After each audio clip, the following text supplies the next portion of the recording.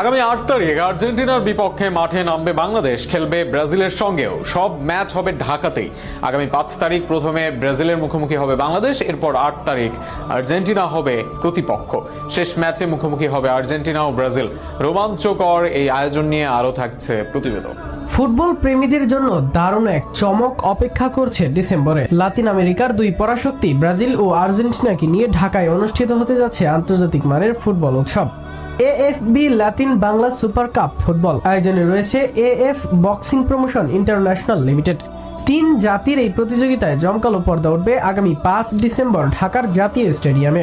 টুর্নামেন্টের সূচি অনুযায়ী ৫ তারিখ বাংলাদেশ মুখোমুখি হবে লাতিন জায়ান্ট ব্রাজিলের, এরপর ৮ ডিসেম্বর বাংলাদেশের প্রতিপক্ষ আর্জেন্টিনা, আর সর্বশেষ ১১ ডিসেম্বর মাঠ কাঁপাতে একে অপরের বিপক্ষে নামবে ফুটবল ইতিহাসের সবচেয়ে হাই ভোল্টেজ দ্বৈরথ ব্রাজিল ও আর্জেন্টিনা।